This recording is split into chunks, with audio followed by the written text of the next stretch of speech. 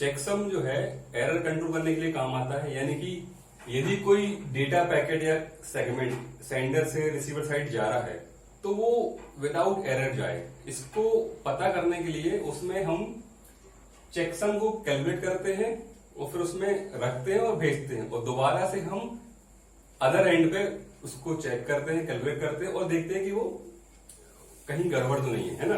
यदि उसमें कोई भी बिट कम ज्यादा होगी या चेंज होगी, करप्ट होगी, तो आप लगा सकते हैं इसका पता कि वो चीज आपके पास नहीं पहुंची है ना। तो चेकसम का यूज होता है एरर करेक्शन करने के लिए या डिटेक्शन करने के लिए, दोनों चीज के लिए, ठीक है ना। आप डिटेक्ट कर लेंगे, फिर आप करेक्शन के लिए या तो आप दोबारा से डेटा भेजेंगे, है ना, या यदि आपके पास कैपेबिलिटी तो आप वहां पे सही कर ले। तो कुल मिला के चेकसम यूज होती है किसके लिए? एरर कंट्रोल के लिए, ठीक है ना। तो टीसीपी जो है फ्लो कंट्रोल कराता है किसके थ्रू? विंडो साइज या एडवर्टाइजमेंट विंडो के द्वारा, और एरर कंट्रोल कराता है किसके द्वारा? चेकसम के द्वारा। तो चेकसम हम देखते हैं कि कैसे या किस किस फील्ड पे कैलकुलेट करते हैं। आपने देखा था आईपी प्रोटोकॉल, ठीक है ना। आईपी प्रोटोकॉल में जो चेकसम थी वो आईपी हेडर को देख रही थी कि आईपी हेडर में जो डेटा है, सिर्फ हेडर का डेटा नहीं, सिर्फ हेडर में आईपी हेडर को वो कर रही थी कंप्यूट।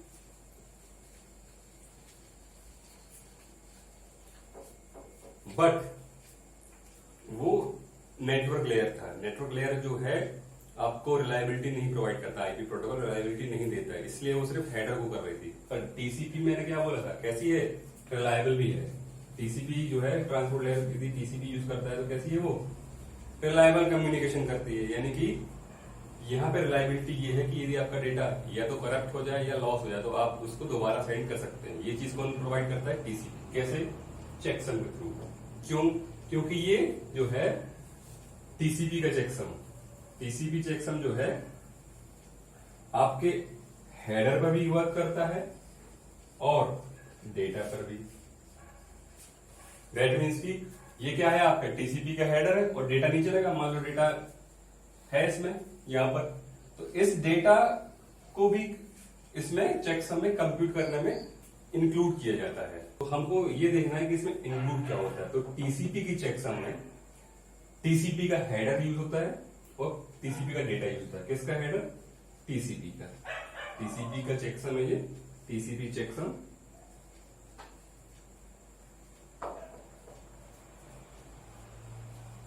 टीसीपी चेकसम में TCP header, TCP data, plus एक और चीज इसमें है, वो इंपॉर्टेंट है, याद रखना आपको। वो है आपका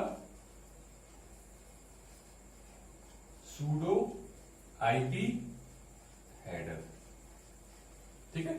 तो कुल मिला के चेकसम फील्ड आपको यही चीज याद रखने की है कि टीसीपी की चेकसम जब कैलकुलेट की जाती है तो उसमें टीसीपी का हेडर इंक्लूड होता है, टीसीपी का डेटा यानी कि ये फील्ड, और टीसीपी जिस आईपी प्रोटोकॉल, जिस आईपी पैकेट में जा रहा है, जिस डेटाग्राम में जा रहा है, उसका हेडर, वो भी पूरा हेडर नहीं, उसकी कुछ इंपॉर्टेंट फील्ड, वो फील्ड जो बीच में कभी चेंज नहीं होती। आपने देखा ना टीसीपी में ऐसी फील्ड, आईपी के हेडर में ऐसी फील्ड है जो बीच बीच चेंज होती है, जैसे फ्रेगमेंटेशन चेंज हो जाएगा बीच में, है ना, उसकी लेंथ चेंज हो जाएगी। तो ऐसी चीज जो चेंज नहीं होती, ऐसी फील्ड जो चेंज नहीं होती, उनको हम इंक्लूड करेंगे। और उतनी फील्ड को क्या बोलते हैं? Pseudo IP header. Pseudo IP header मतलब कि जो फील्ड्स चेंज नहीं होंगी, ठीक है। तो हम वो देखते हैं वो कौन कौन सी फील्ड है ना। तो सूडो आईपी हेडर में क्या क्या चीजें हैं हमको वो देखनी है ना। जो चेंज नहीं होती है ना, वही फील्ड आएंगे ना। सोर्स आईपी, ये चेंज नहीं होती है। डेस्टिनेशन आईपी, ये चेंज नहीं होती है, ठीक है। 8 बिट्स फिक्स्ड है यहां पर, ठीक है, वो यूज करेंगे हम। 8 बिट की जो प्रोटोकॉल फील्ड होती थी, है ना, जिसमें हम ये यूज करते थे कि टीसीपी का प्रोटोकॉल, टीसीपी यूज करेगा ये वाला डेटा, या आईसीएमपी के लिए थी, है, तो वो फील्ड 8 बिट की। और 16 बिट जो थी वो TCP segment length, TCP segment length, ठीक है। ये जो है हमारा इतना आईपी का सूडो हेडर है। ठीक है, इसमें ये तो आपको पता ही है टीसीपी सेगमेंट लेंथ ये कहां से आती है, ये तो उसमें होती नहीं थी आईपी हेडर में। आईपी हेडर में क्या होता था, या तो हेडर लेंथ थी या टोटल लेंथ थी। ठीक है ना, आईपी हेडर ये दो फील्ड थी ना, हेडर लेंथ और टोटल लेंथ। तो इसी की सहायता से हम क्या निकाल सकते हैं, उसके डेटा की लेंथ। तो आईपी हेडर में जो डेटा रखा हुआ है वो किसका डेटा है, हम टीसीपी की बात करें तो टीसीपी रखा हुआ ना, तो टोटल लेंथ में से यदि हम हेडर लेंथ निकाल लेंगे तो बचा हुआ डेटा जो है वही तो ये डेटा कहलाएगा। ठीक है, टोटल टीसीपी का। तो टीसीपी सेगमेंट लेंथ कितने बिट की आएगी, 16 बिट की आएगी। ठीक है ना, 8 बिट ये 8 बिट ये 8 8 16 16 32 है ना। तो ये सारी कैसी 32 बिट फील्ड, यानी कि 4 4 4 इक्वल टू 12 बाइट। तो हमारा जो आईपी का सूडो हेडर है, ठीक है ना, कितने बिट का है, कितने बाइट का है, 12 बाइट का है। अब एक बात ध्यान देने वाली है कि ये जो है सूडो हेडर, ये तो कहीं ट्रांसमिट नहीं होता है, कहीं डेटा जैसे सेंड नहीं होता है। इसको सिर्फ यूज करते हैं कैलकुलेशन के लिए कि चेकसम कैलकुलेशन में हमको क्या चाहिए है, ये इंफॉर्मेशन चाहिए, तो इसको बस यूज करना है कैलकुलेशन में, भेजना कहीं नहीं है। ठीक है, भेजना क्या है हमको, अपना टीसीपी का हेडर, टीसीपी डेटा, और जिसमें वो है डेटाग्राम, आईपी डेटाग्राम बनेगा तो पूरा डेटाग्राम जाएगा। ठीक है, तो उस आईपी डेटाग्राम जिसमें ये टीसीपी हेडर, टीसीपी का सेगमेंट है जिसमें कि हेडर और डेटा, ये हेडर है टीसीपी का। ठीक है ना, ये टीसीपी का, मान लो इतना डेटा है। ठीक है, तो ये टीसीपी का डेटा है। ठीक है ना, इन दोनों को मिला के जो है ये पूरा पूरा क्या है, ये अपना टीसीपी का सेगमेंट है। फिर से देखना, ये टीसीपी हेडर है, ये टीसीपी डेटा है, इन दोनों को मिला दिया जाए तो ये पूरा पूरा क्या है, टीसीपी का सेगमेंट है। तो जब भी चेकसम कैलकुलेशन होती है तो उसमें क्या क्या चीजें इंक्लूड होती है, टीसीपी का हेडर, टीसीपी का डेटा और आईपी का सूडो हेडर। ठीक है, इसको बस कैलकुलेशन यूज करेंगे यहाँ पर, है ना, और ये भी दिया। अब अदर एंड जहां पे जाना है ये भी डेटा, वो क्या होगा, दोबारा से चेकसम को कैलकुलेट करेगा, यदि सही है तो ठीक है, अदरवाइज एरर कंट्रोल बता देगा कि एरर है यहाँ पर। ठीक है, या तो उसको आप रीसेंड करो या उसको वही करेक्ट कर दो, करेक्ट करेंगे। ये है चेकसम का हमारा इतना यूज। ठीक है, it is a 16 bit field. ठीक है ना, ओके। अब हम देखते हैं ऑप्शन फील्ड, है ना, ऑप्शन या पैडिंग फील्ड, ये क्यों यूज होती है। ये हमारी लास्ट फील्ड है, इसकी साइज कितनी है, 0 से 40 बाइट, है ना। ऑप्शन जो है अगेन इसमें भी वेरिएबल फील्ड है, जैसे कि अपनी आईपी के हेडर में थी, है ना। हमने अर्जेंट पॉइंटर देख लिया जब हमने अर्जेंट फ्लैग पढ़ा था। ठीक है, तो हमारी लास्ट फील्ड बची हुई है ऑप्शन फील्ड। ऑप्शन फील्ड में क्या आता है हमको वो देखना है। दो चीजें हम लोग डिस्कस कर चुके हैं, क्या, हेडर लेंथ और विंडो साइज। हेडर लेंथ क्या बताया था, ये 4 बिट की होती है। ठीक है, अब 4 बिट में कितना नंबर बनता है, मैक्सिमम 15, बट हेडर कितना है, मिनिमम 20 बाइट का है ना। ये 4 4 4 4 और 4, और ये हमारी वेरिएबल साइज की, तो 15 से तो हो नहीं पाएगा काम। तो क्या कर रहे थे अपन लोग, इसमें स्केलिंग फैक्टर यूज कर रहे थे। कितने का स्केलिंग फैक्टर, 4 का। ठीक है ना, रखेंगे। अब कभी कभी क्या होगा कि मान लो ये जो फील्ड है, यानी कि पूरा हमारा हेडर जो है ऐसा हुआ 30 बाइट का हुआ।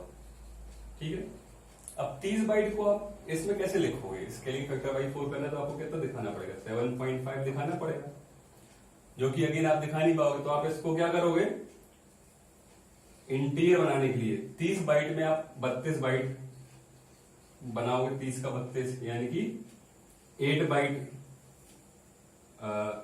हेडर लेंथ में कितना आएगा, 8 आ जाएगा, ताकि 8 इंटू 4 करोगे आप तो 32 आ जाएगा आंसर। यानी कि 30 नहीं आ पा रहा था, 30 की जगह 32 आ सकता था, तो हमने 2 बाइट एक्स्ट्रा बढ़ाई। ये हमारी क्या थी, पैडिंग थी, तो वो कहां जाएगी, इस फील्ड में जाएगी। ठीक है, तो हेडर लेंथ अगेन हमारा इंटीरियर बनाने के लिए एक्स्ट्रा डमी हमको पैडिंग चाहिए पड़ेगी, तो हम इस फील्ड में रखेंगे। ठीक है, एक यूज इसका ये है। दूसरा हमने देखा था विंडो साइज। विंडो साइज क्या था, 16 बिट फील्ड थी, 16 बिट फील्ड से अपन मैक्सिमम ये नंबर बना पा रहे थे, ठीक है। यानी कि हमारा जो बफर है, बफर की साइज, बफर में विंडो साइज हम मैक्सिमम इतनी रख पा रहे थे, 65,535 बाइट्स। यानी कि यदि सेंडर चाहता है, सर्वर चाहता है कि वो इतना डेटा भेजे, तब तक तो ठीक है। बट इससे ज्यादा यदि फाइल भेज रहा है वो, मान लो कि ये तो 65 KB के आसपास की फाइल है, मान लो उसको 1 GB फाइल भेजनी है, ठीक है। तो उसके पास इतनी कैपेसिटी है भेजने की, और रिसीवर के पास है कैपेसिटी रिसीव करने की, बट विंडो साइज उसको इतना अलाउ ही नहीं करेगी। यानी कि विंडो साइज में क्या था, विंडो साइज में ये थी 16 बिट फील्ड। 16 बिट से क्या हो सकता है, 2 पावर 16 नंबर बन सकते थे, यानी कि ये साइज मैक्सिमम हो सकता था। अब हमको बताना 1 GB, और 1 GB के लिए 1 GB हम कन्वर्ट करें बाइनरी में, तो जो नंबर आएगा उसमें 32 बिट लगते हैं, 32 नहीं 30 बिट, 32 तो 4 GB में लगते हैं, 30 बिट की फील्ड आएगी, ठीक है ना। तो 1 GB की कोई फाइल भेजनी है और हमारे पास है कि इतनी कैपेसिटी है कि हम ले सकते हैं, तो हम एडवर्टाइज करना चाहेंगे सामने वालों को कि आप 1 GB तक डेटा सेंड कर सकते हैं। तो 1 G को आप लिखोगे कैसे, आप लिखोगे 1 के बाद इस तरह से 30 जीरो है ना। तो ये जो नंबर बनेगा हमारा 1 G बन जाएगा, बट फील्ड में तो सिर्फ 16 बिट ही है। तो एक्स्ट्रा की जो 14 बिट्स हैं ये हम कहाँ रखेंगे, ये रखेंगे हम कहाँ पर, ऑप्शंस फील्ड में, ठीक है ना। तो ये दो यूज है अपने, हेडर लेंथ को हमको इंटीरियर करना है, तो जो एक्स्ट्रा हमको डमी बाइट्स चाहिए हम रखेंगे ऑप्शंस में। यदि विंडो साइज को हमको ज्यादा रखना है, जो कि 16 बिट फील्ड में नहीं आ पाएगी, 17, 18, 30 जितनी भी फील्ड हमको चाहिए, जितनी भी बड़ी हमको चाहिए विंडो, उतने हिसाब से हमको बिट्स जो है ना रखनी पड़ेगी। तो वो हम कहाँ रखेंगे, ऑप्शंस में। फिर हमारा आता है पैरामीटर नेगोशिएशन। क्या होता है कि जब भी कनेक्शन एस्टेब्लिश करते हैं हम, ठीक है ना, मान लो ये क्लाइंट है, ये सर्वर है, ये मान लो क्या करता है, कनेक्शन एस्टेब्लिश कर रहा है, मान लो। सबसे पहले हम आगे फिर से पढ़ेंगे, अभी हम बता देते हैं आपको। तो क्या बताता है ये, अपनी विंडो साइज, मान लो इसकी विंडो साइज कितनी है, 1000 बाइट है, प्लस ये भी बताता है कि मेरा मैक्सिमम सेगमेंट साइज जो है 500 बाइट है। यानी कि एक बार में आप इतना बड़ा ही सेगमेंट भेजें 500 बाइट। जैसे हमने बताया था MTU होती थी कि कोई डेटा लिंक लेयर अपने फ्रेम में कितना डेटा ले जा सकती है, वो क्या था, MTU मैक्सिमम साइज। तो उसी के आधार पर इसने बनाया कि मैं एक बार में इतना ही डेटा ले सकती है। इससे बड़ा डेटा आएगा तो क्या करना पड़ेगा, फ्रेगमेंट करना पड़ेगा, है ना, तोड़ना पड़ेगा, तो जबरदस्ती का वो क्या होगा, ओवरहेड होगा। तो आप हमको इतना ही साइज का डेटा भेजो, ताकि बीच में कहीं रास्ते में आपको फ्रेगमेंट ना करना पड़े, ना रीअसेंबल करना पड़े, है ना, तो एक्स्ट्रा वर्क ना करना पड़े, डायरेक्ट आप डेटा भेजोगे 500 बाइट का हम ले सकते हैं। तो ये जो चीज है MSS, मैक्सिमम सेगमेंट साइज, ये भी भेजता है शुरुआत में, ये बताने के लिए सामने वाला हमको जब अगली बार डेटा भेजेगा तो इतनी साइज का भेजे। तो मैक्सिमम सेगमेंट साइज, अब हेडर में तो कोई फील्ड है नहीं, क्योंकि इतनी जरूरी नहीं कि हर बार भेजी जाए ना, हेडर तो क्या हर बार जाता है, तो ये हर बार जाने वाली चीज नहीं है। तो एक बार शुरुआत में हम भेज देंगे साइज, अपनी मैक्सिमम सेगमेंट साइज, तो हम कहाँ रखेंगे, यहां पर रखेंगे, है ना।